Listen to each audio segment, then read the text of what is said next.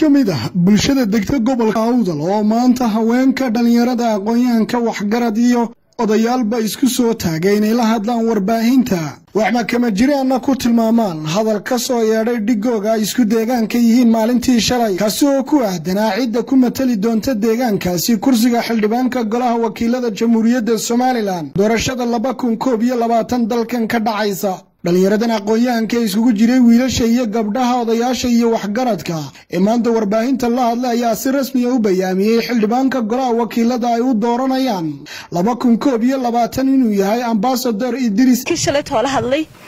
waxaan nahay anagu beesha Aadan Yunis odayaashii iyo aqaladii iyo suldaanadii iyo beelihii Aadan Yunis dumar iyo hablo iyo waxgarad iyo aqoonyahanba waxaan codkayga siinaynaa kun iyo kow jeerba waxaan hiilkayaga iyo hadalkayaga iyo codkayga la garab istaagaynaa Idris Aadan Raage walaalkay adeerkay Axmed Yaasiin Shacal ayaa la waxaan maanta leeyahay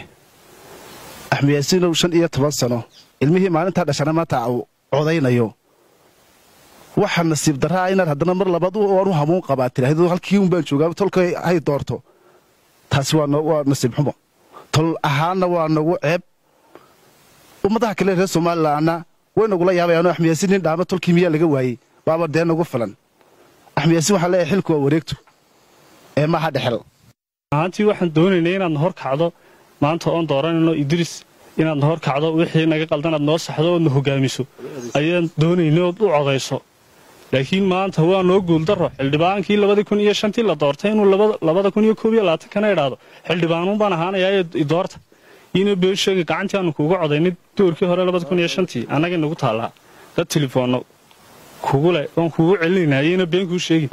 in yaro naqan baan u sheegayaa maxay ahaydaan qolooyin yar oo la moodo inay u dhaqmayaan sidii xukuumadda yareeda TPLF kala saari maaye waxaan oran lahaa xukun jacaylka iyo kursi jacaylku caqabad fara badan ayuu maxay ahaydaan keenaa TPLF naxaga ku dambeysay cid kastaaba way garanaysaa waxa xaga u sheegaya dadka gobolka Awdal beelweynta ee Gadabursi Soomaaliland iyo xisbiyada qaranka inuu xaqan dhalinyarta beelweynta dhalinyarteeda aqoonyahankayga cuqaasheeda ay isku wada raaceen maanta uu sharaxan yahay xildhibaan ambassador Idris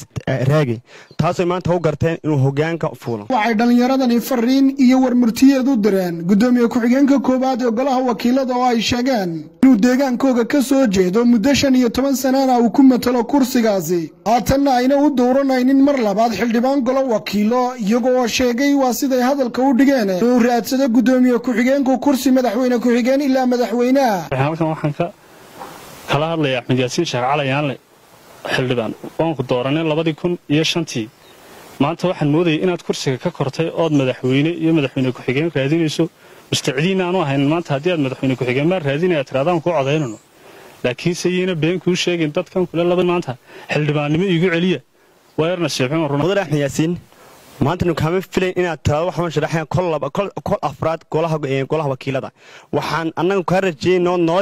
rabnay inaan noo timaado damac ka sare damacaas oo ha madaxtinimada waxay maanta dhalinyarada aqoonyahana beeshbas la gartay inuu cimaamadeen ambassador Idris Aadan Raage inuu sharaxay anaguna kuma hayno cod damacaaga noolayma damac kale noola imo walaal anigu xalay toole wallahi markaan maqlay in aad maaragtay adoo baarlamaankii 15 sano ku jiray haddana maanta Axmed Yaasiin baa markii aan maqlay isku soo sharaxaya wallahi aad baan ula yaabay walaale ka raali noqo walaalka maanta kursiga u banneey baan ku leeyahay warmurtiyeedkii ay isku raaceen oday dhaqameedka haweenka dhalinyarada aqoonyahanada culimadiinka iyo dhammaan beelweynta Aadan Yunis ee golaha wakiilada kulan dheer iyo isxogoraysi dhaxmaray dhalinyarada beelweynta Aadan Yunis wiilaliya gabdhaba waxay isku raaceen qodobadan hoos ku qoran dhalinyarada beelweynta Aadan Yunis iyagoo isku duuma waxa ay ambaareen hadalkii shalay ka soo yeedhay shakhsiyaadka kooban ee beesha kamid ah walajeedkiisuna ahaa arqaladeynta midnimada iyo wadajirta beelweynta Aadan Yunis waxaan si toos ah u taageeranaa go'aankii ka soo baxay hogaanka beelweynta Aadan Yunis kaasoo si toos ah loogu ansixiyay in ambassador Idris Aadan Raage uu noqdo musharaxa golaha wakiilada u matalaya beelweynta aada yunis ugu dambayn waxay dhallinyaradu aada yunis taageeraysaa midnimada iyo wadajirka beesha iyo cid walba oo ka shaqaynaysa danaha guud ee beelweynta aada yunis iyo horumarkeeda waxaan u sheegaynaa ganacsadaha musharax reerka u ah Idris Aadan Raage oo mar horeba tol israar isku raacay axmed siisha cali aan ku ducaleena وهوري أحمد هوري هون كيبل TV مقالة برمي حرونتا قبل كاودال